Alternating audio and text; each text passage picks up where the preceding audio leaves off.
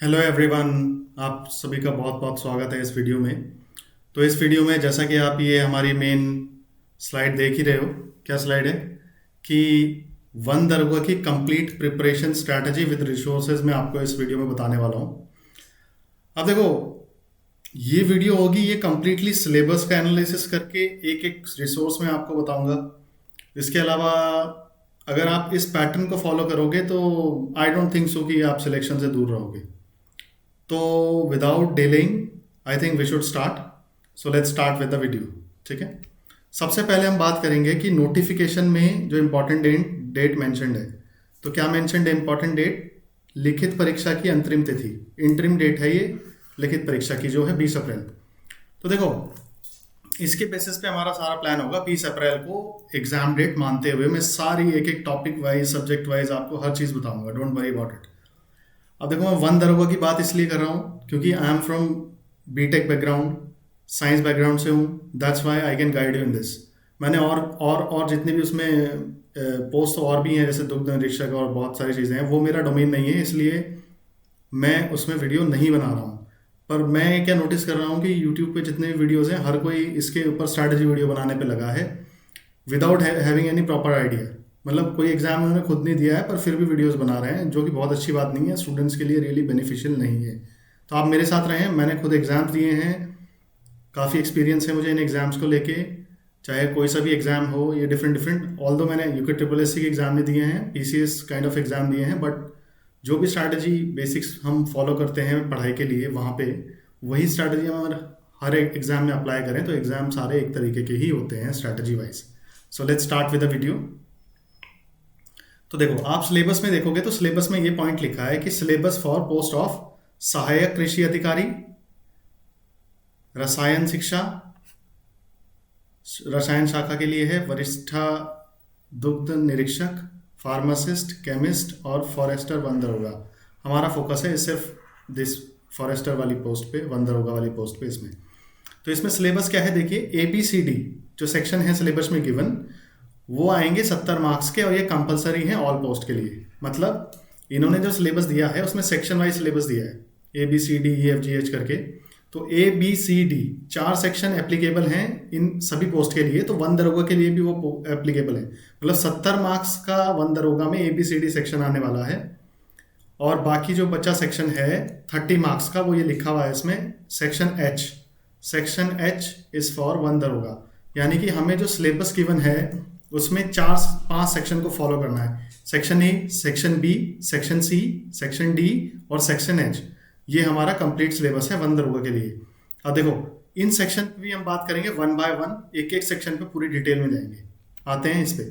तो देखो, part A, जिसको इन्होंने सेक्शन ए बोला है, तो इसमें क्या है? फिजिक्स है। पार्ट ए में फिजिक्स है। इसमें कितनी यूनिट्स है? मोशन है फर्स्ट यूनिट, फिर उसके बाद वर्क, एनर्जी, ग्रेविटेशन है। Getting it? मैं इसको डिटेल में इसलिए नहीं पढ़ रहा हूँ, मैंने और अच्छे वे में इसको अलग से लिख के और डिटेल में आपको समझाया। तो इसमें पार्ट ए में ही नेक्स्ट यूनिट है आपका साउंड है, ऑप्टिक्स है, then unit are electricity, magnetism, फिर पार्ट बी यानी कि सेक्शन बी। अब ए हमारा खत्म हो गया, जिसमें कितनी यूनिट्स हैं? बेसिकली 5 यूनिट्स हमें दिख रही हैं फिजिक्स में। नाउ केमिस्ट्री में nature and behaviour of matter, then atoms and molecules है, केमिकल रिएक्शंस है, एसिड बेसिस सॉल्ट्स है, मेटल्स नॉन मेटल्स है, कार्बन कंपाउंड्स है। तो इसमें हमारे पास केमिस्ट्री में हमारे पास 6 यूनिट्स हैं basically total. Getting it? Now biology की बात करें तो इसमें बायोलॉजी है, पार्ट सी में आ गए अब हम। तो ओरिजिन ऑफ लाइफ है इसमें, देन आपका cell biology and tissue system है, फिर आपका जेनेटिक्स है थर्ड यूनिट, डाइवर्सिटी है ऑफ लिविंग ऑर्गेनिज्म, फिर आपका flower plants and plant physiology है। ठीक है, इसके बाद हम आते हैं ह्यूमन एनाटॉमी और फिजियोलॉजी में। फिर है इन्वायरमेंट भी इसी के अंदर है। मतलब आप देखोगे इन्वायरमेंट का जो सेक्शन है वो बायोलॉजी के ही अंदर है, सेक्शन सी में। सेक्शन सी की जो 7th यूनिट है दैट रेफर्स टू इन्वायरमेंट। अब देखो, नेक्स्ट है आपका health, hygiene, plant animal breeding. So actually जो ये इसमें पार्ट सी में दिया गया है, या सेक्शन सी या पार्ट सी, आप कुछ भी कह लो इसे, इसमें आपका बायो है, इसमें आपका इन्वायरमेंट है, इसमें आपका थोड़ा पोर्शन एग्रीकल्चर का भी है। ये वाला पार्ट जो है यूनिट 9, ये देखिए crop production management, manure, fertiliser, crop protection management, apiculture, animal husbandry, poultry, pisciculture, ये सारे जो टॉपिक्स हैं ये एग्रीकल्चर से रिलेटेड है। तो बेसिकली सीयर पहला पार्ट था फिजिक्स, दूसरा पार्ट था आपका केमिस्ट्री, तीसरा पार्ट जो सी है उसमें क्या क्या है आपका बायो भी है, उसमें इन्वायरमेंट भी है, उसमें एग्रीकल्चर भी है। ठीक है, अब आते हैं पार्ट डी पे। पार्ट डी में क्या है हमारे पास, मैथ्स है। मैथ्स में क्या क्या दिया गया है, नंबर सिस्टम, टॉपिक वाइज आप देख सकते हो इसे और इलेबोरेट वे में। सेकंड है अलजेब्रा भी दी गई है। Then there is geometry as well as coordinate geometry, इसकी सिंगल यूनिट इन्होंने बना दी है। नेक्स्ट इज मेंसुरेशन, उसके बाद स्टैटिस्टिक्स एक टॉपिक है, प्रोबेबिलिटी एक टॉपिक है, और ट्रिग्नोमेट्री भी एक टॉपिक है इसमें। और इसमें यह भी गिवन है कि current general knowledge of the scientific advancement in all the units is deemed to have been included. मतलब इन यूनिट से रिलेटेड कोई भी करंट अफेयर्स में जो न्यूज़ चल रही है वो भी हमारे लिए एग्जाम के लिए इंपॉर्टेंट है, ऐसा सिलेबस में लिखा है। ऑल्दो जनरली क्या होता है, जनरली अगर आप एग्जाम्स को देखोगे तो ये जो फॉरेस्ट या इस टाइप के एग्जाम ना मेनली स्टैटिक बेस्ड ही होते हैं। अगर आप बुक से पढ़ के जाओगे तो मेजोरिटी ऑफ द क्वेश्चन आपके वहाँ से एडजस्ट हो जाते हैं, बहुत रेयर आपको क्वेश्चन करंट अफेयर से देखने को मिलेगा। अब देखो, अब हम आते हैं पार्ट एच की जो इन्होंने बात करी थी। ये वाला पार्ट जो हमने अभी डिस्कस किया, ये 70 मार्क्स का पार्ट है जो कॉमन है सभी पोस्ट के लिए, जो जो पोस्ट इसमें मेंशन्ड है सिलेबस में। अब हम पार्ट एच पे आते हैं जो स्पेसिफिकली सिर्फ 1 दरोगा के लिए एप्लीकेबल है, जिसमें से 30 मार्क्स का आएगा पेपर। ठीक है, उसमें देखो आप क्या क्या दिया है, motion, gravitation, flotation, work energy, electricity, magnetism. अगर आप देखोगे यही टॉपिक्स, सेम के सेम टॉपिक्स आपका उसमें भी दिए गए थे पार्ट ए में भी, फिजिक्स वाले सेक्शन में। ठीक है, फिर आते हैं आगे, फिर है हीट, लाइट, साउंड, एटमॉस्फेयर। उसमें 2 टॉपिक नहीं थे, एक था एटमॉस्फेयर और एक था हीट, ये उसमें नहीं थे। बाकी सब ये मेजोरिटी ऑफ द टॉपिक्स उसमें अवेलेबल हैं। आगे आइए, फिर देखिए यूनिट 2 है इसमें, पार्ट एच में। इसमें क्या है, केमिस्ट्री वाला पार्ट है। ये देखोगे आप, ये सारा पार्ट आपको वहाँ पे देखने को मिल जाएगा ऑलरेडी पार्ट बी में। ठीक है, पीरियोडिक क्लासिफिकेशन, ये सब। फिर इसमें यूनिट 3 है life processes, biological, cell, tissues, control, coordination, reproduction, human health and disease. ये सारा भी उसमें अवेलेबल दिख रहा है मुझे। अब देखो इसमें यूनिट 4 क्या है, इसमें यूनिट 4 है इन्वायरमेंट। इन्वायरमेंट भी उसमें ऑलरेडी है। ठीक है, फिर इसमें यूनिट 5 है एग्रीकल्चर, एग्रीकल्चर से रिलेटेड है और इसमें ज़्यादा डिटेल में दिया गया है एग्रीकल्चर। उसमें 3 लाइन में एग्रीकल्चर खत्म था, इस वाले पार्ट में एग्रीकल्चर थोड़ा डिटेल में दिया गया है कि कैसे कैसे आपको एग्रीकल्चर के टॉपिक्स को प्रिपेयर करना है। सो एक्चुअली इसमें पार्ट एच में 5 यूनिट्स हैं। सिलेबस में जो मेजोरिटी वही है, 6th भी है जिसमें मैथ्स भी इंक्लूडेड है, मैथ्स भी इसमें है। और मैथ्स मेजोरिटी सारे टॉपिक्स हैं जो वहाँ पे थे। कौन से टॉपिक्स को छोड़ के, ये वाले टॉपिक्स, इंडाइस और लॉगरिथम वहाँ पे नहीं है। तो देखो आपको क्या पता है, जो part A B C D है उसमें से 70 मार्क्स का पेपर आएगा और पार्ट एच में से 30 मार्क्स का पेपर आने वाला है, और हमारा सिलेबस भी ओवरलैप हो रहा है दोनों ही पार्ट्स के लिए। तो क्यों ना एक कॉमन सिलेबस बना लिया जाए ए बी सी डी से और एच को मिला के, जिसके बेसिस पे आप सब्जेक्ट वाइज प्रिपरेशन कर सको। तो उसके लिए मैंने क्या किया है, एक part A B C D को एक साइड रखा है एक कॉलम में, और पार्ट एच को दूसरी साइड रखा है आपके दूसरे कॉलम में, जिससे मैंने आइडेंटिफाई किया है कि कौन से टॉपिक कॉमन है और कौन से सेपरेटली प्रिपेयर करने हैं। ठीक है, आते हैं इस पे। तो ये देखिए, ये मैंने पीडीएफ प्रिपेयर किया है। इस वाले ये जो कॉलम है इसमें मैंने ए बी सी डी वाला पार्ट लिया है और इस वाले कॉलम में मैंने पार्ट एच लिया है। अब देखो येलो में क्या कह रहा हूँ, ये देखिए, ये आप देखोगे यहाँ पे ये येलो वाला पार्ट है, ये येलो और यहाँ पे भी येलो है। इट मीन्स मोशन आपका पार्ट ए में भी था और पार्ट एच में भी है यूनिट 1 में। तो जो यूनिट 1 में है पार्ट एच की, वो ऑलरेडी इस वाले पार्ट में इंक्लूडेड है पार्ट 1 में। तो मतलब आपको देखो इसमें बल्कि ज़्यादा टॉपिक्स हैं आपके। पार्ट ए की जो फिजिक्स है उसमें यूनिट मोशन में ज़्यादा टॉपिक हैं। तो अगर आप देखोगे, ये देखो यहाँ पे ग्रेविटेशन, ये भी मैच कर रहा है। ये कलर मैंने क्यों किया है, मैचिंग कर रहा है जो सिलेबस उसके लिए। ऐसे ये थ्रस्ट, प्रेशर, ये सारा मैच कर रहा है इस पार्ट के साथ। ऐसे ही अगर आप आगे आओगे तो ये देखिए ऑप्टिक्स वाला टॉपिक है, ये लाइट वाले के साथ मैच कर रहा है। Getting it? और जैसे यहाँ का जो इलेक्ट्रिसिटी मैग्नेटिज्म है, इसके इलेक्ट्रिसिटी मैग्नेटिज्म से कंप्लीटली मैच कर रहा है। कौन से 2 पार्ट हैं पार्ट एच के जो मैच नहीं कर रहे पार्ट सीयर फिजिक्स पार्ट ए में भी है, फिजिक्स पार्ट एच में भी है, पर जो पार्ट एच में है वो कंप्लीटली पार्ट ए में है ऑलरेडी, एक्सेप्ट 2 टॉपिक्स। यह इनमें मैंने कलर भी नहीं किया है। एक टॉपिक तो ये है हीट वाला, हीट वाला इसमें मेंशन्ड नहीं है पार्ट ए में। तो आपको क्या करना है, फिजिक्स की जब आप तैयारी कर रहे हो पार्ट ए को आप बेस रखो, उसके साथ आप पार्ट एच से हीट वाला टॉपिक और ये एटमॉस्फेयर वाला टॉपिक को प्रिपेयर करो। ऐसे करके आपका क्या होगा, फिजिक्स का एक कंप्लीट सिलेबस बन गया कि आपको फिजिक्स में क्या क्या प्रिपेयर करना है। आपको फिर इस सिलेबस की तरफ जाने की जरूरत नहीं है जो इन्होंने गिवन है, इन्होंने बड़ा कॉम्प्लिकेटेड करके दिया है सिलेबस। तो आपका क्या करना है, पार्ट ए का फिजिक्स प्लस पार्ट एच से एटमॉस्फेयर और ये आपका हीट वाले टॉपिक को उठाना है। तो 5 यूनिट वो हो गई, 2 टॉपिक्स ये हो गए, तो मैं 6 यूनिट्स मान के चल रहा हूँ इन्हें। ऐसे आपको फिजिक्स को प्रिपेयर करना है, मतलब ओवरलैपिंग पार्ट को एक्सक्लूड कर दो, ठीक है। ऐसे हम आते हैं केमिस्ट्री पे।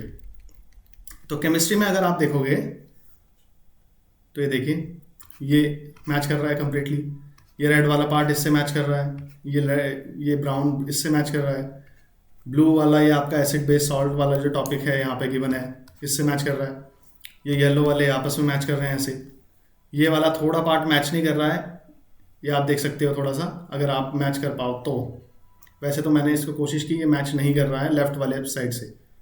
अब देखो आगे आते हैं, यूनिट 5 इज कम्प्लीटली देयर। तो आप केमिस्ट्री में देखोगे तो केमिस्ट्री में उतना कोई एक्स्ट्रा टॉपिक भी नहीं है एक्सेप्ट दिस टॉपिक। एक पीरियोडिक क्लासिफिकेशन है जो कि सिर्फ पार्ट एच में मेंशन्ड है, वो पार्ट बी जो केमिस्ट्री है उसमें नहीं है। तो आपको क्या करना है, केमिस्ट्री कैसे प्रिपेयर करनी है, केमिस्ट्री में आप बेस मानो पार्ट जो सेक्शन बी है, सेक्शन बी जो गिवन है केमिस्ट्री का, उसको बेस मानो। उसके अलावा उसके सिलेबस के साथ ये पीरियोडिक क्लासिफिकेशन ऑफ एलिमेंट्स वाला जो टॉपिक है ये आप कवर कर सकते हो। इसलिए आपका इस तरीके से आपका केमिस्ट्री का सिलेबस डन हो गया, ठीक है। अब आते हैं हम पार्ट सी पे और next unit of part H.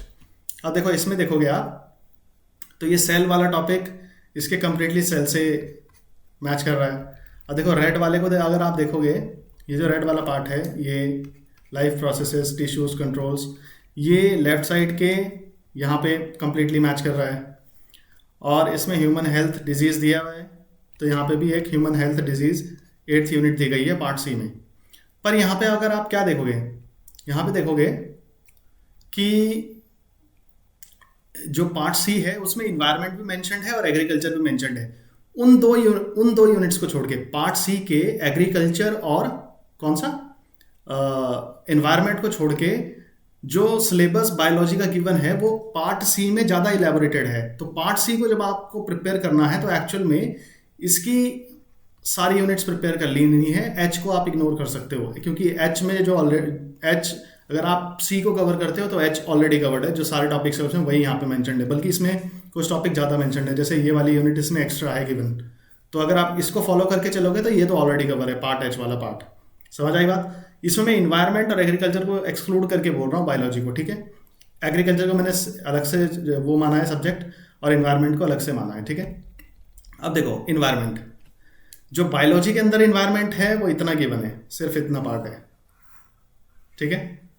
और जो पार्ट एच में इन्वायरमेंट है वो थोड़ा डिटेल में है। क्यों है ऐसा?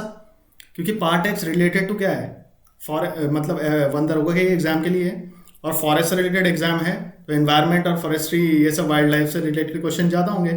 तो अगर आप देखोगे तो ये यूनिट 4 जो पार्ट एच में गिवन है और इसकी यूनिट 7 जो पार्ट सी में गिवन है, यूनिट इनमें कुछ टॉपिक्स यहाँ पे मेंशन हैं, कुछ टॉपिक्स यहाँ पे मेंशन हैं, कुछ टॉपिक दोनों में ही नहीं है। मतलब दोनों में मतलब कॉमन एलिमेंट बहुत कम है, इसमें कॉमन एलिमेंट बहुत कम है। तो बेस्ट वे क्या है इन्वायरमेंट का, जब आपको प्रिपेयर करना है यहाँ से भी टॉपिक प्रिपेयर करो और ये वाले भी सारे टॉपिक प्रिपेयर करो। इस तरीके से आप कंप्लीटली इन्वायरमेंट को पूरा कर पाओगे। मैंने इसको बाद में समराइज भी किया है कैसे आपको प्रिपेयर करना है, ठीक है। अब आते हैं एग्रीकल्चर पे, ठीक है। एग्रीकल्चर के लिए इन्होंने क्या किया है, इतनी सी लाइन लिखी है, 3 लाइन बायोलॉजी वाले सेक्शन में पार्ट सी में। पर देखो एग्रीकल्चर का जो सेक्शन है वो यूनिट एच में बहुत डिटेल दिया गया है, बहुत डिटेल में। ये देख सकते हो आप, एग्रीकल्चर, ये seed crop production, mineral nutrition, plant growth regulator, basic statistics, life stock. तो इसमें भी कुछ टॉपिक यहाँ पे हैं। वैसे मेजॉरिटी ऑफ जो 9th यूनिट में टॉपिक हैं वो यहाँ पे ऑलरेडी कवर्ड है।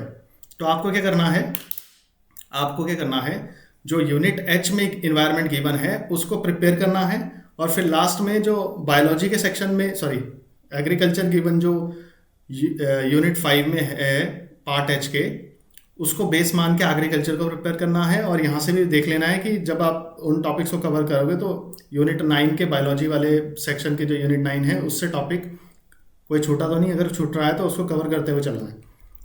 अब देखो मैथ्स में अगर आप देखोगे तो मैथ्स में इसमें तो स्पेसिफिक पार्ट है, पूरा पार्ट ही दिया गया है मैथ्स का, और इसमें आप देखोगे सिलेबस थोड़ा डिटेल में दिया गया है, और इधर वाले पार्ट में थोड़ा श्रिंक करके दिया गया है, टॉपिक्स लगभग लगभग सेम ही है। तो आपको मैथ्स के लिए बेस मानना है आपके पार्ट डी को, आपके पार्ट डी को मैथ्स के लिए बेस मानना है आपको। और यहाँ पे आप देखोगे इंडाइसिस और लॉग्स वाला जो टॉपिक है वो आपको एक्स्ट्रा प्रिपेयर करना है, बाकी सारा सिलेबस मैच कर रहा है, मैंने सब कुछ करके देख लिया है, ठीक है। अब देखो इस चीज़ को मैंने, जो मैंने आपको अभी कहा सारा, ये सारा मैंने समराइज किया है अभी नीचे, देखो यहाँ पे सब्जेक्ट वाइज सिलेबस मैंने बना दिया है आपका कॉमन। तो अगर आपको फिजिक्स प्रिपेयर करना है तो आपको क्या करना है, पार्ट ए की सारी यूनिट्स प्रिपेयर करनी है, ठीक है। पार्ट ए की सारी यूनिट्स प्रिपेयर करनी है फिजिक्स के लिए, और पार्ट एच से क्या प्रिपेयर करना है, हीट और एटमॉस्फेयर सिर्फ। समझ आई बात, सिंपल। फिजिक्स प्रिपेयर करना है तो all units of part A, और हीट और एटमॉस्फेयर प्रिपेयर करना है पार्ट एच से, ठीक है। केमिस्ट्री के लिए आप सिर्फ पार्ट बी को ही प्रिपेयर करो, पार्ट एच के केमिस्ट्री को कवर करने की जरूरत नहीं है, क्योंकि वहाँ पे जो है वो ऑलरेडी इस वाले पार्ट बी में कवर्ड है। सिर्फ पीरियोडिक टेबल आप ऐड कर सकते हो अगर करना चाहो तो, पीरियोडिक टेबल भी आई थिंक इसमें होगी अगर आप ध्यान से देखोगे तो, वरना केमिस्ट्री के लिए आपको कुछ भी एक्स्ट्रा करने की जरूरत नहीं है, फॉलो पार्ट बी ओनली। अब आते हैं बायोलॉजी पे। बायोलॉजी पे जो बायोलॉजी पार्ट एच में गिवन है वो ऑलरेडी पार्ट सी में भी गिवन है। तो बायोलॉजी के लिए जो बायोलॉजी पार्ट सी में गिवन है उसमें एग्रीकल्चर वाला 2 यूनिट्स आपको छोड़नी है, इन्वायरमेंट और एग्रीकल्चर। उसके अलावा आपको सारी यूनिट्स प्रिपेयर करनी है, मैंने यूनिट्स पे लिख दी हैं, 1 से 6 तक यूनिट्स हैं, और 8th यूनिट ऑफ पार्ट सी। इस तरीके से आप बायोलॉजी को प्रिपेयर कर सकते हो, ये बायोलॉजी का सिलेबस बन गया आपके लिए। अब इन्वायरमेंट को आपको क्लब करके करना है, क्लब करके मतलब यूनिट 7 तो आपको लेनी है पार्ट सी से, और यूनिट 4 लेनी है पार्ट एच से। यूनिट 4 इनको क्लब करके करना, मतलब बेस इसको मतलब दोनों को क्लब करके कंबाइंड सिलेबस प्रिपेयर कर लेना, सिंपल, ताकि कुछ छूटे ना। एग्रीकल्चर पे आते हैं तो एग्रीकल्चर में आपको यूनिट 9 प्रिपेयर करनी है पार्ट सी से, और यूनिट 5 प्रिपेयर करनी है पार्ट एच से। तो आपको इसको कंबाइन कर लेना है, एग्रीकल्चर के लिए प्लस कर देना है इनको, तो सिलेबस को कॉपी पेस्ट करके। नाउ अब आते हैं मैथ्स पे। मैथ्स पे आपको सिर्फ सेक्शन डी प्रिपेयर करना है, और सिर्फ पार्ट एच से आपको लॉगरिथम और इंडाइसिस लेना है। लॉगरिथम और इंडाइसिस प्रिपेयर करना है पार्ट एच से, उसके अलावा आपको कंप्लीटली जो है पार्ट डी प्रिपेयर करना है मैथ्स के लिए। अब जो मैंने यहाँ पे सिलेबस पे आपको लिख के दिया है ये मैंने ऑलरेडी कर दिया है यहाँ पे। अब देखो फिजिक्स के लिए मैंने कंप्लीटली क्या किया, पार्ट ए को कॉपी कर दिया यहाँ पे, 1 2 3 4 यूनिट्स, ठीक है। फिर 5th यूनिट है। उसके अलावा जो एक्स्ट्रा टॉपिक थे हीट और एटमॉस्फेयर वो भी मैंने यहाँ पे पेस्ट कर दिया। मतलब ये आपका कंप्लीट सिलेबस बन गया फिजिक्स को प्रिपेयर करने के लिए। मतलब उस सिलेबस जो आपका कमीशन ने दिया है उससे बेटर है कि आप इस सिलेबस को फॉलो करो फिजिक्स को प्रिपेयर करने के लिए। समझ आई बात? इस तरीके से आपका पूरा 100 मार्क्स का सिलेबस कवर हो जाएगा फिजिक्स के लिए। ऐसे हम आते हैं केमिस्ट्री में। केमिस्ट्री में हमने देखा कि कुछ कॉमन एक्स्ट्रा नहीं है, तो और बल्कि जो पार्ट बी में गिवन है वो ज़्यादा सॉलिड है, तो इसलिए मैंने कम्प्लीटली जो पार्ट बी का सिलेबस है वो कम्प्लीटली यहाँ पे कॉपी कर दिया। तो केमिस्ट्री में आपको कुछ और करने की ज़रूरत नहीं है, आपका केमिस्ट्री कम्प्लीटली कवर हो जाएगा, वो 30 मार्क्स के लिए भी और 70 मार्क्स वाले सेक्शन के लिए भी। अब बायोलॉजी पे आते हैं। बायोलॉजी मैंने आपको कहा था जो पार्ट सी है उसमें से इन्वायरमेंट और एग्रीकल्चर को आपको हटा देना है, उसके अलावा सब प्रिपेयर करना है। तो वही मैंने किया है। ये ओरिजिन ऑफ 1 2 3 4, ठीक है, आप देख रहे होंगे यहाँ पे। फिर 5 6 आप देखो मैंने 7 को हटा दिया है, 9th को हटा दिया, क्योंकि 7th रिलेटेड थी इन्वायरमेंट से और 9th रिलेटेड थी एग्रीकल्चर से, और आपको 8th यूनिट प्रिपेयर करनी है। सिर्फ इतनी यूनिट्स आपको बायोलॉजी के लिए प्रिपेयर करनी है। अब देखो इन्वायरमेंट को आपको कैसे प्रिपेयर करना है। बायोलॉजी से आपको यूनिट 7 प्रिपेयर करनी है और यूनिट 4 प्रिपेयर करनी है आपका पार्ट एच वाले सेक्शन से। इसको मैंने कंबाइन करके एक जगह रख दिया है, तो ये आपका बन गया इन्वायरमेंट का सिलेबस। तो इन्वायरमेंट में आपको ये प्रिपेयर करना है गिवन, जो मैंने यहाँ पे आपके लिए सिलेबस बना दिया है, ठीक है। फिर आते हैं हम एग्रीकल्चर पे। एग्रीकल्चर पे भी ऐसे आपको यूनिट 9 लेनी है बायोलॉजी से और यूनिट 5 लेनी है आपको पार्ट एच से, ठीक है। तो ऐसे बन गया आपका एग्रीकल्चर का सिलेबस। तो ऐसे मैंने सब्जेक्ट वाइज सिलेबस बना दिया। ऐसे मैथ्स में आप कंप्लीटली पार्ट डी को फॉलो कर सकते हो, ये पार्ट डी ही कॉपीड है यहाँ पे अगर आप देखो। तो इंस्टीड ऑफ जो सिलेबस आपको कंफ्यूज करके दो पार्ट में दिया गया है कमीशन के द्वारा, उससे बेटर है कि आप सिलेबस को ऐसे फॉलो करो सब्जेक्ट वाइज जो मैंने बनाया है। इसका पीडीएफ मैं आपको वीडियो के साथ डिस्क्रिप्शन में एक लिंक होगा उसमें अटैच कर दूंगा, गूगल ड्राइव का लिंक, वहाँ से आप डाउनलोड कर सकते हो। इस वाले यहाँ से आप इस सिलेबस को फॉलो कर सकते हो प्रिपरेशन के लिए।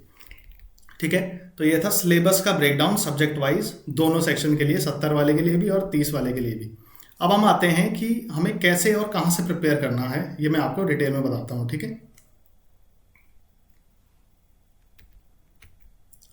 अब देखो रिसोर्स कैसा एग्जाम है हमारा, ये सरकारी एग्जाम है तो रिसोर्सेज भी हमारे सरकारी होंगे। उसका रीज़न क्या है? उसका रीज़न है कि आप जब सरकारी सोर्सेज से प्रिपेयर करते हो तो वो एक ऑथेंटिक डेटा होता है, ऑथेंटिक इन्फॉर्मेशन आपको मिलती है। तो लेट्स से अगर आपको एग्जाम में कोई लगता है कि कोई आंसर की चैलेंज करनी है तो उन केसेस में ऑथेंटिक सोर्सेज काम आते हैं। ऐसे नहीं कि आप वहाँ पे लूसेंट का या किसी और बुक्स का रेफरेंस लगा सकते हो, वो बुक का रेफरेंस वो मानते ही नहीं है, स्टैंडर्ड बुक का रेफरेंस मानते हैं। अगर आप एनसीईआरटी में लगाओ कि एनसीईआरटी में ये गिवन है, आपने ये आंसर दिया है, तो वहाँ पे ये वर्क करती हैं चीज़ें। तो मेरा मानना ये है कि आप सिर्फ सरकारी जो मटेरियल्स हैं उन पे रिलाय करें रेदर देन कि ऐसे किसी प्राइवेट कोचिंग इंस्टीट्यूट या पब्लिकेशन की बुक को पढ़ें।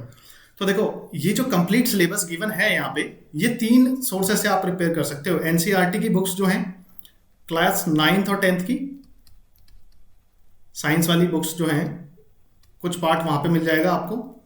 कुछ पार्ट आपको ओपन स्कूलिंग का जो बोर्ड होता है हमारा NIOS, ये सेंट्रल गवर्नमेंट का होता है, एजुकेशन मिनिस्ट्री के अंडर। तो इसमें 2 टाइप, इसमें ना 9th-10th का एग्जाम नहीं होता, इसमें 10th और 12th का एग्जाम होता है, सिर्फ 10th और 12th का एग्जाम होता है। तो कुछ पार्ट आपको यहाँ से मिल जाएगा। आपको टॉपिक वाइज प्रिपेयर करना है। देखो मैंने आपको सब्जेक्ट वाइज सब्जेक्ट ये तोड़ के दे दिया सिलेबस, अब आपको टॉपिक बाय टॉपिक चलना है, सब सिलेबस वाइज चलना है, आपको बुक वाइज नहीं चलना है। किसी बुक को फॉलो मत करो, सिलेबस को फॉलो करो। ठीक है, फिर आपका थर्ड सोर्स होगा तमिलनाडु बोर्ड की बुक्स। तमिलनाडु बोर्ड की बुक्स बहुत ही एक्सीलेंट है, एनसीईआरटी से भी बढ़िया लिखी हुई हैं। अगर आप ग्राफिकली और फोटो या फिर डायग्राम्स वगैरह देखोगे तो बहुत ही एक्सीलेंट है। तो आपको इन 3 को लेके चलना है। बेस आपका ये रहेगा, try to cover maximum topics from this. कोई एक्स्ट्रा इन्फॉर्मेशन अगर इनसे मिलती है सेम टॉपिक के रिगार्डिंग तो वो भी ऐड कर लो अपने नोट्स में। बस इन 3 सोर्स को आप लेके चलो, आपका मोस्टली आपके कवर हो जाएंगे। और जो उनमें कवर नहीं होगा वो आपको थोड़ा नेट पे सर्च करके, बहुत ही रेयर है कि इनमें कवर नहीं होगा, मोस्ट ऑफ द जो टॉपिक्स हैं यहाँ पे कवर्ड है। अब हम आते हैं कि कैसे कैसे कहाँ क्या है। फिजिक्स की आते हैं, फिजिक्स की बात करते हैं। ठीक है, तो फिजिक्स ये क्लास 9th की, देखो ये क्लास 9th की एनसीईआरटी है और ये क्लास 9th की तमिलनाडु बोर्ड की बुक है। तो जो भी आपके टॉपिक्स वहां पे गिवन हैं, ये देखो ये फिजिक्स से रिलेटेड है, 1 2 3 सॉरी फिजिक्स से रिलेटेड यहाँ पे है topic, motion, force, gravitation, work, energy, sound. ठीक है, ये वाले टॉपिक आपके फिजिक्स के हैं और ये ऑलरेडी उस सिलेबस में गिवन है। ऐसे ही यही टॉपिक सेम यहाँ पे भी गिवन है, motion, fluids, electric charge, magnetism. देखो हीट का टॉपिक यहाँ पे गिवन है स्पेसिफिकली, साउंड। तो ऐसे करके आप फिजिक्स वाला पार्ट यहाँ से और यहाँ से कंबाइन करके प्रिपेयर कर लो। एनसीईआरटी प्लस आप ये ले लो तमिलनाडु बोर्ड की बुक, तीनों ही सब्जेक्ट के लिए, फिजिक्स के लिए भी, बायोलॉजी के लिए भी और आपका केमिस्ट्री के लिए भी। आगे आते हैं, ऐसे ही आप तीनों के लिए कर सकते हो इसका, फिजिक्स के लिए भी, बायोलॉजी के लिए भी, केमिस्ट्री के लिए भी। आपको सिलेबस फॉलो करना है सब्जेक्ट वाइज, बस ये ध्यान रखना। और सिलेबस वो वाला जो मैंने आपको दिया है कंबाइन करके, फिर आपको टेंशन लेने की जरूरत नहीं कि पार्ट ए से टॉपिक हुआ या एच से नहीं हुआ, ऐसे ऐसे करके कोई टेंशन लेने की जरूरत नहीं। जब आप सब्जेक्ट को प्रिपेयर कर रहे हो, कंप्लीटेड 100%। अब देखो ऐसे ही NIOS की एक बुक आती है, NIOS की मेन बुक है, ऐसे आपको वेबसाइट मिलेगी NIOS की, मैंने स्क्रीनशॉट ऐड कर दिया है यहाँ पे। सीनियर सेकेंडरी कोर्सेज हैं, ठीक है, मतलब 12th की बुक। तो इसमें 12th में ना एक बुक आती है इन्वायरमेंट साइंस की, ये आप देखोगे तो जो भी आपका इन्वायरमेंट का सेक्शन है वो कंप्लीट है इसमें। यहाँ पे जब आप इस बुक को डाउनलोड करोगे तो जो भी इन्वायरमेंट का सेक्शन आपका ये सिलेबस में गिवन है, चाहे वो किसी भी पार्ट में है, वो कंप्लीटली आपको इस बुक में मिल जाएगा। मेजॉरिटी मतलब मैं ये कहूँगा। और वो जो एक टॉपिक फिजिक्स में था एटमॉस्फेयर वाला, एटमॉस्फेयर का टॉपिक था ना, हीट, तो वही मिल जाएगा आपको तमिलनाडु बोर्ड की बुक में। एटमॉस्फेयर वाला जो टॉपिक है फिजिक्स का, वो एक्चुअली में टॉपिक है ज्योग्राफी का। तो ये आपको मिलेगा क्लास 11th की फिजिकल ज्योग्राफी की एनसीईआरटी है, उसमें स्पेसिफिकली एक टॉपिक है एटमॉस्फेयर, तो उसको आप वहाँ से प्रिपेयर करोगे। ये मैंने आपको एक एक करके, मतलब आपको क्या करना है, सिलेबस फॉलो करो और इन बुक की हेल्प लो। बल्कि मैं तो ये कहूँगा, अगर हीट आपने एनसीईआरटी से पढ़ा है, वही हीट आप एक बार तमिलनाडु बुक से भी पढ़ लो, क्योंकि एक्स्ट्रा इन्फॉर्मेशन गिवन होगी, एक्स्ट्रा फैक्ट्स गिवन होंगे, थोड़ा क्या पता ज़्यादा इलेबोरेट वे में समझाया हो। और ये सारी बुक्स फ्रीली आपका अवेलेबल है मार्केट में, मतलब आप मार्केट में भी क्या, आप ऑनलाइन गूगल पे आप सर्च करोगे तो आपको फर्स्ट सेकंड नंबर पे ये सारी बुक्स मिल जाएंगी आराम से। इन्वायरमेंट के लिए आपको क्या करना है, इन्वायरमेंट के लिए आपको NIOS की सीनियर सेकेंडरी की इन्वायरमेंट साइंस की बुक आती है, वो फॉलो करनी है। आपका कंप्लीट सिलेबस पूरा हो जाएगा, एक एक वर्ड गिवन है सिलेबस का, उसमें मैंने मैच करके देख लिया है पूरा। अब आते हैं हम एग्रीकल्चर पे। देखो एग्रीकल्चर के जो टॉपिक हैं, जब आप ये जनरल साइंस की बुक प्रिपेयर, मतलब ये जनरल साइंस प्रिपेयर करोगे ये बुक से 9th-10th की, तमिलनाडु बुक और तमिलनाडु बोर्ड और NCERT, NIOS भी ले सकते हो आप साथ में, 3 मान लो आप, तमिलनाडु बोर्ड, NCERT, NIOS, ठीक है, ये 3 सोर्सेज हैं आपके। NIOS से इन्वायरमेंट तो आपका कंप्लीटली वहाँ मिल ही जाएगा। अब इन तीनों में जो आपकी NIOS की जो 10th की बुक है और तमिलनाडु बोर्ड की 9th-10th की बुक है और जो NCERT की 9th-10th की बुक है, इनको कंबाइन करके पढ़ो। जैसे आपने हीट पढ़ना है तो बेस आपका फर्स्ट रीडिंग आपकी NCERT की होनी चाहिए, फिर देख लो आप NIOS में हीट में अगर आपको क्या क्या एक्स्ट्रा गिवन है वो भी नोट डाउन कर लो, फिर तमिलनाडु बोर्ड में देख लो कि हीट में क्या क्या गिवन है वो भी नोट डाउन कर लो। ऐसे करके प्रिपेयर करोगे तो आपका कंप्लीटली प्रिपेयर हो जाएगा। अब एग्रीकल्चर ऐसे स्पेसिफिकली कोई टॉपिक नहीं है, ये ओवरलैप करता है इन्वायरमेंट और बायोलॉजी के साथ। इसमें कुछ पार्ट बायोलॉजी का होता है, कुछ इन्वायरमेंट का होता है, और कुछ आपको नेट पे भी सर्च करना पड़ेगा, नेशनल पार्क्स, ये मतलब सॉरी क्रॉप से रिलेटेड जितने भी क्वेश्चंस आते हैं। तो मेजोरिटी जो एग्रीकल्चर है आपका, ये इन्हीं बुक्स में मिल जाएगा आपको। 9th-10th की तमिलनाडु बोर्ड, NCERT, NIOS, एक चैप्टर इसमें मिलेगा, एक दो तमिलनाडु में मिल जाएंगे, 2-3 आपके NIOS में मिल जाएंगे। मैंने मैच करके भी देखा है, ये आपका जितने भी एनिमल हस्बेंड्री, ये सारे टॉपिक्स हैं, क्रॉप मैनेजमेंट, क्रॉप प्रोडक्शन, ये सारे मेजोरिटी तमिलनाडु बोर्ड में गिवन है। एग्रीकल्चर वाला पार्ट मेजोरिटी आपको तमिलनाडु बोर्ड की 9th-10th वाली में ही मिल जाएगा। तो इस तरीके से आप इन 3 रिसोर्सेज को लेके चलें, आपका सिलेबस पूरा हो जाएगा, पूरा बिल्कुल। मतलब आपको किसी पे रिलाय करने की जरूरत नहीं है, किसी एक बुक पे भी जाने की जरूरत नहीं है मार्केट में। और सबसे पहली बात है कि ऑथेंटिक सोर्सेज हैं, सरकारी सोर्सेज हैं सरकारी एग्जाम्स के लिए। अब आते हैं आगे, मैथ्स के लिए तो आप सिंपली 9th-10th की NCERT देख सकते हो, क्योंकि उसमें कंप्लीटली जो सिलेबस है वो मुझे ऐसे लग रहा है कि कॉपी पेस्ट ही किया है 9th-10th की जो NCERTs हैं उनसे। तो इस तरीके से आप देखो, मैथ्स को छोड़ के जो जनरल साइंस की बुक्स हैं, NIOS, NCERT, तमिलनाडु बोर्ड, उनको फॉलो करो। और एनवायरनमेंट के लिए आप NIOS की 12th की बुक को फॉलो करो। जनरल साइंस आपका उन 3 से प्रिपेयर हो जाएगी। मैथ्स के लिए आप सिर्फ NCERT 9th-10th की पढ़ो, पूरा हो जाएगा आपका सिलेबस कंप्लीट एकदम। अब देखो पढ़ने की अप्रोच क्या रहनी चाहिए वो मैं आपको बताता हूँ। जो आपकी बुक्स हैं, बेसिक बुक क्या बताई मैंने आपको, NCERT, NIOS, तमिलनाडु बोर्ड। सबसे पहले आप थ्योरी उससे कवर कीजिए। मैं तो कहूँगा तीनों को मर्ज करके पढ़िए। नोट्स जरूर बनाइए। देखो फर्क क्या पड़ता है नोट्स बनाने का, आप बोलोगे टाइम कम है, नोट्स बनाने का कोई फायदा नहीं है, नहीं, लिखने से आपको याद होता है। जब आप बार बार लिखते हो चीज़ को, देखो 2-3 स्टेप्स हैं, आप पहले उसको पढ़ोगे, अंडरस्टैंड करोगे, फिर अपनी लैंग्वेज में उसको लिखोगे, ठीक है। तो इससे क्या होता है, याद ज़्यादा होता है और लास्ट टाइम पे आपको अपने नोट्स ही काम आते हैं। बुक रिवाइज नहीं कर सकते आपको कंपाइल करना पड़ेगा ये सारा बिखरा हुआ मटेरियल एक जगह पे, तभी तो एक परफेक्ट मटेरियल बनेगा एग्जाम्स में 20-25 दिन पहले रिवाइज करने के लिए। तो आप थ्योरी पढ़ो तमिलनाडु बोर्ड से, NCERT से और किससे, NIOS वाली बुक्स से। उसके बाद आपको क्या करना है, नोट मेकिंग करनी है उनसे। मैं तो कहूँगा तीनों को मर्ज करके पढ़ो। अगर मोशन वहाँ से पढ़ रहे हो, तीनों से देख लो मोशन में क्या क्या एक्स्ट्रा है। बल्कि MCQs और एक जब मैं बोल रहा हूँ NCERT पढ़नी है तो NCERT का एक वर्ड, प्रैक्टिकल सब कुछ देखना है उसमें, एक लाइन क्वेश्चन क्या गिवन है, जो भी आपके ये जितने भी उसमें question mathematical kind of question based होते हैं उन पे टॉपिक्स पे, जैसे वो टाइम, वर्क, एनर्जी पे, वो सारा कुछ करना है आपको, कंप्लीट कवरेज। बेस NCERT को लें, सेम टॉपिक आप NIOS में भी देख लें और उसमें भी देख लें एक बार कि तमिलनाडु बोर्ड में क्या गिवन है। ऐसे करके एक टॉपिक के कंबाइंड नोट्स बनाए, हीट के बन गए, फिर ऐसे वर्क एनर्जी के बन गए, ऐसे ऐसे करके नोट मेकिंग आपने ज़रूर करनी है, ठीक है। अब देखो जब आप नोट मेकिंग कर लोगे तो आपको ये भी टेस्ट करना है कि क्या मेरा नॉलेज उस एग्जाम के लेवल का है कि नहीं है। तो इसके लिए आपको क्या करना है, MCQ भी प्रैक्टिस करने हैं। तो MCQ कौन कौन से एग्जाम्स के प्रैक्टिस करने हैं, जनरल साइंस के आप प्रैक्टिस कर सकते हो MCQ, किसके, तो पीसीएस में जितने भी क्वेश्चंस आए हुए हैं जनरल साइंस के, क्योंकि पीसीएस में जो जनरल साइंस आता है वो ऐसे ही नॉर्मली जनरल साइंस होता है, जैसे कि इन फॉरेस्टर वाले या वन दरोगा वाले एग्जाम्स में आता है।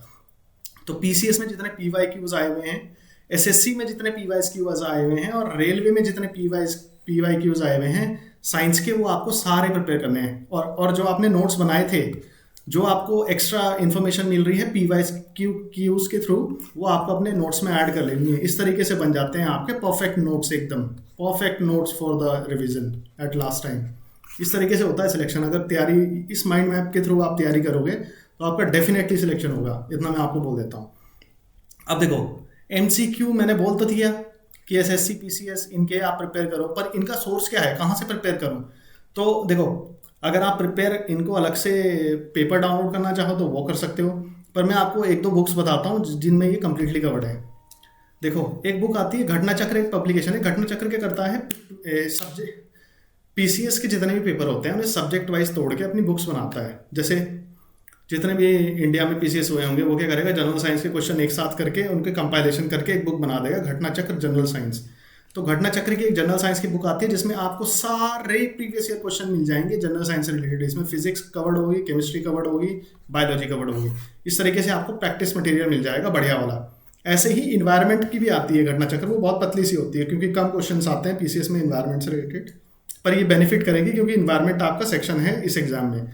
तो ऐसे ही आपको ये दो बुक्स जो है ये आपका जनरल साइंस और इन्वायरमेंट के लिए आपको एमसीक्यू देंगे। इसके अलावा आप क्या कर सकते हो, एसएससी और रेलवेज के भी पीवाईक्यू वाला कर सकते हो अगर आपको टाइम अलाउ करे। ठीक है, एसएससी और रेलवेज के, क्योंकि most of the general science question आसपास ही घूमते हैं, एसएससी रेलवे पीसीएस में सब जगह ही।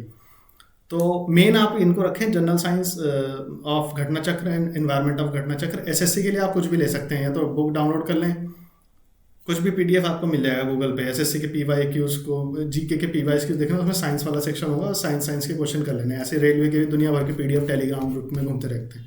आजकल ज़्यादातर सबको पता है कि हर रिसोर्स ऑनलाइन अवेलेबल है। सिर्फ एक बुक रेलवे की, एक बुक एसएससी की डाउनलोड कर लें और प्रैक्टिस करते रहें। तो आपकी अप्रोच क्या होनी चाहिए एग्जाम के लिए, बुक पढ़ें, नोट्स बनाएं, फिर आपका एमसीक्यू लगाएं। एमसीक्यू से जो इनपुट मिल रहे हैं वो नोट्स में ऐड करें। इस तरीके से आपके नोट सब्जेक्ट वाइज डन होते चले जाएंगे। अब देखो, एग्जाम डेट पे और प्लानिंग पे आते हैं कि हमारे पास कितने दिन हैं, कैसे हम प्लान करें इन सब्जेक्ट्स को सबको। ठीक है, देखो ये वीडियो मैंने वैसे कल बनानी थी, आज तारीख है 4, तो इसको मैंने ये डायग्राम उसी के अकॉर्डिंग बनाया था, तो मैं अभी इसे करेक्ट कर देता हूँ। आज है 4, ठीक है, और एग्जाम डेट जो इनके अकॉर्डिंग गिवन है नोटिफिकेशन के अकॉर्डिंग वो है 20 अप्रैल है। यहाँ पे मैंने 25 लिख दिया, 20 अप्रैल है एग्जाम डेट। ठीक है, तो अगर मैं दोनों ही डेट्स को निकाल दूँ, मतलब तो यू हैव रफली 74-75 डेज। इसमें 75 लिखा है, वो 3 तारीख के अकॉर्डिंग था, मैं अभी लिख देता हूँ 74 डेज है आपके पास। मैंने एग्जाम डेट को निकाल दिया, मैंने आज की डेट को निकाल दिया। तो इन 74 डेज को आपको इस तरीके से प्लान करना है कि आपका सिलेबस भी कवर हो, आपका रिवीजन भी हो, आपकी प्रैक्टिस भी हो जाए। ठीक है, और देखो अलग अलग चीज़ें नहीं है ये आपको सिमुल्टेनियसली एक साथ करना पड़ेगा सब कुछ। तो इसके लिए मैंने थोड़ा सा एक आइडिया देने के लिए आपको प्लान बनाया है। आप इसको कस्टमाइज कर सकते हो अपनी स्ट्रेंथ और वीकनेसेस के अकॉर्डिंग, कैसा आप पढ़ते हो ये सब देखते हुए। ठीक है, तो देखो मैंने क्या करा है, पहले यूनिट्स को काउंट कर लिया है। फिजिक्स में आपको 7 चैप्टर्स या यूनिट्स हैं प्रिपेयर करने के लिए। ऐसे ही आपको केमिस्ट्री में 6 चैप्टर्स और यूनिट्स हैं, बायोलॉजी में 7 हैं, मैथ्स में 6 है, इन्वायरमेंट में 2 हैं, एग्रीकल्चर में 2 हैं। तो आपको टोटल इस एग्जाम के लिए सब्जेक्ट वाइज टोटल 30 यूनिट्स या चैप्टर्स को प्रिपेयर करना है। एक्चुअल में ये आपका मतलब टारगेट है, आपको अपना टारगेट एनालाइज करना है, पहले करना क्या है। तो हमने एनालाइज कर लिया, हमारे पास 74 डेज है लगभग, और हमारे को 30 यूनिट्स और या फिर चैप्टर्स को कवर करना है, वो भी कितने सब्जेक्ट के, 6 सब्जेक्ट के। ठीक है, अब आगे बढ़ते हैं। अब देखो मैंने क्या किया है, इस 74 डेज को 2 पार्ट में डिवाइड कर दिया मैंने। लास्ट के 24-25 दिन जो भी लास्ट के बचेंगे वो सिर्फ और सिर्फ रिवीजन के होंगे, ओनली रिवीजन। अब जो भी आपको करना है, नोट मेकिंग, सिलेबस कवर, वो सिर्फ शुरू के 50 दिन में करना है। वो बिल्कुल पॉसिबल है, ऐसी कोई टेंशन लेने वाली बात नहीं है, बिल्कुल पॉसिबल है। 50 दिन में पूरा सिलेबस कवर किया जा सकता है, अगर पीछे पढ़ना पड़ेगा, लेकिन बिल्कुल ऐसे नहीं कि 2 घंटे टीवी देख रहे हैं, 1 घंटा क्लास देख रहे हैं, ऐसे नहीं चलता। तो देखो मैंने क्या प्लान बनाया है, सबसे पहली बात तो आपको 8 से 9 घंटे की नेट स्टडी चाहिए। नेट स्टडी का मतलब 8-9 घंटे की एक्चुअल में आपकी स्टडी होनी चाहिए डेली, तब जाके ऐसा कुछ होने वाला है कि आपका सिलेक्शन होगा।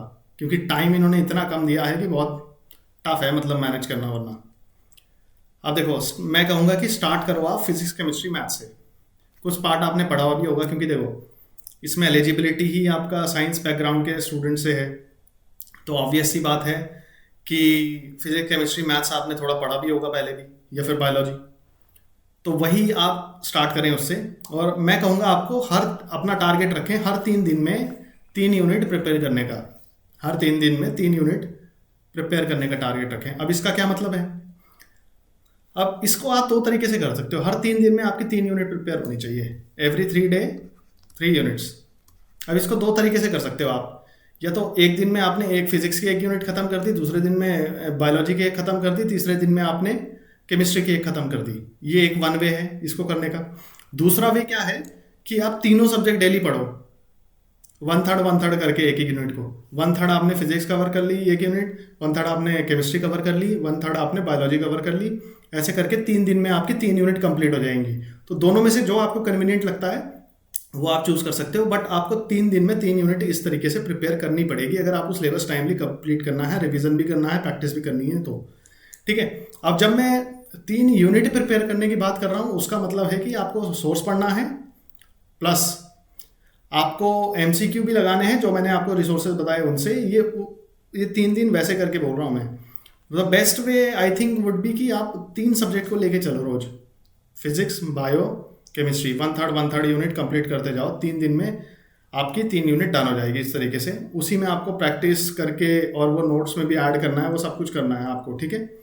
फिर उसके बाद क्या करना है, अगले 2 दिन जो नेक्स्ट डेज हैं आपके, वो सिर्फ रिवीजन करना है उन्हीं 3 यूनिट का।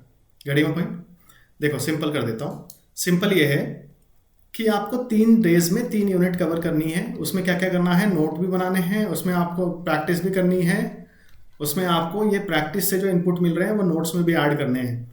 फिर जो नेक्स्ट 2 डे होंगे उन 2 डे में इन 3 यूनिट को मल्टीपल टाइम्स पढ़ना है। रिवीजन जितने ज़्यादा हो, 3 उन 2 दिन में, उतना ज़्यादा बेटर है। ठीक है। तो आपका क्या हुआ, हर 5 दिन में इस तरीके से कितनी हो जाएगी, 3 यूनिट का आपका क्या क्या हो गया, 3 यूनिट के नोट्स भी बन गए, 3 यूनिट के आपके क्वेश्चन भी प्रैक्टिस हो गए, 3 यूनिट का आपका रिवीजन भी हो गया 2-3 बार आराम से। 2-3 बार आपने पढ़ भी ली, समझ भी लिया, नोट्स भी बना लिए, फिर 2 दिन में उनमें रिवाइज भी कर लिया। तो हर 5 दिन में आपका ये रिवीजन, नोट्स, प्रैक्टिस 3 हो जाएगी। हर 5 दिन में 3 यूनिट। तो इस तरीके से 30 यूनिट है प्रिपेयर करने के लिए। तो आपको कितने दिन लगेंगे, देखो 3 यूनिट प्रिपेयर करने में 5 दिन लगते हैं। तो ऐसे कर करके आपको 50 डेज में आपकी 30 यूनिट्स हो जाएंगी इस स्पीड से। तो इसीलिए मैंने वो 50 डे का प्लान बनाया है। इसमें देखो कितना बढ़िया प्लान है कि इसमें आपका थ्योरी भी है, एमसीक्यू प्रैक्टिस भी है, इसमें आपका रिवीजन भी है। इस तरीके से आप करो। फिर जो लास्ट के डेज हैं, लास्ट वाले डेज 25 डेज, उसमें आप सिर्फ रट्टा मारो उन्हीं के जो आपने नोट्स बना लिए उनका। बस सिंपल रखो स्ट्रैटेजी, फॉलो करो इसको। बाकी आगे बढ़ते हैं और देखते हैं और क्या है इसमें। अब रिवीजन का मेथड क्या होना चाहिए?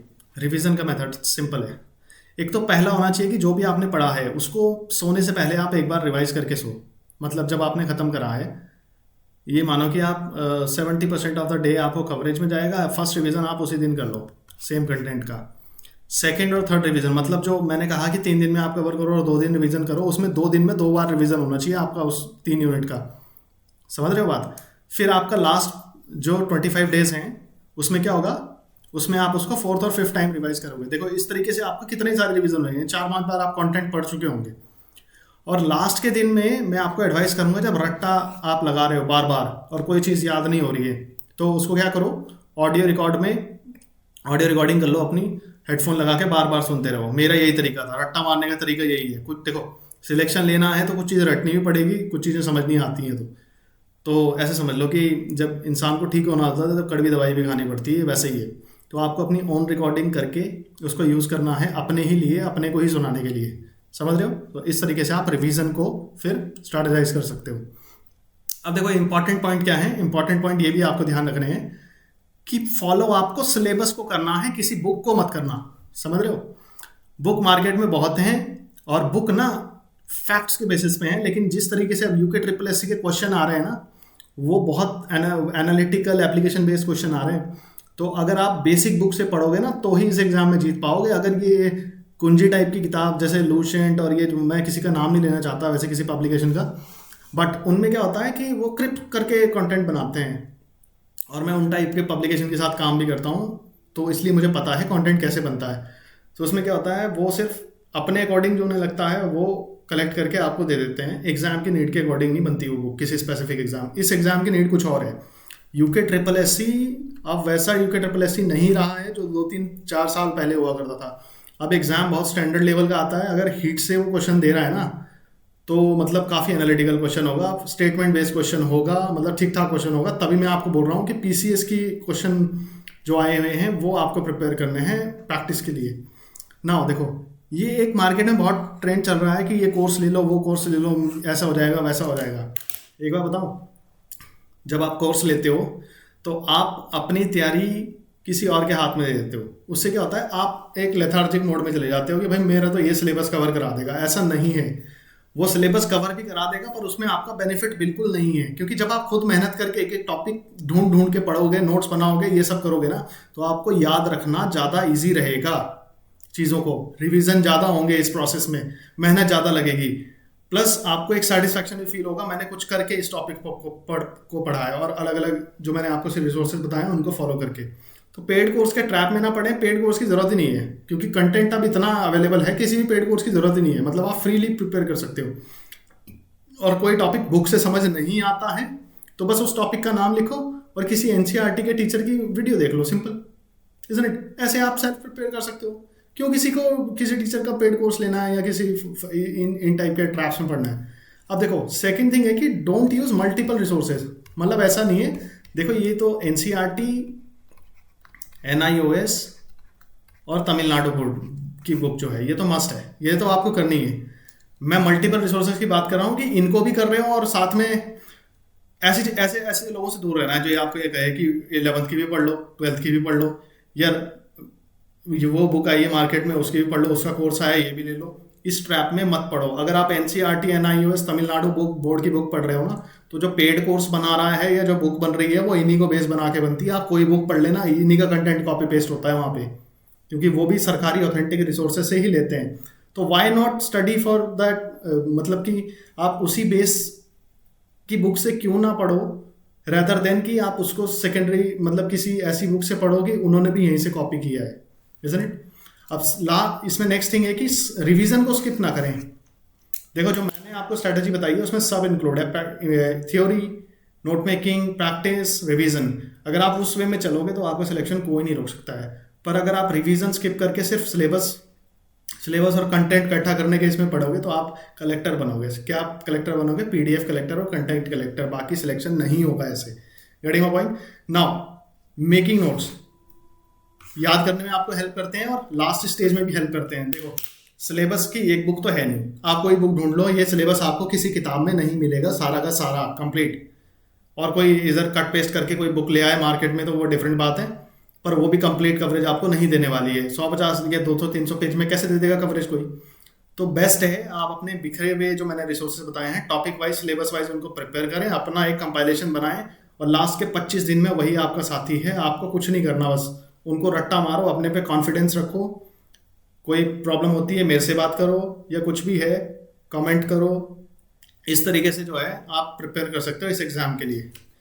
नेक्स्ट है कि 9th और 10th की बुक्स पढ़ें, 11th 12th पे मत जाएं। बताऊं क्यों? क्योंकि एग्ज़ाम में आपके पास टाइम बहुत कम है, बहुत ही कम।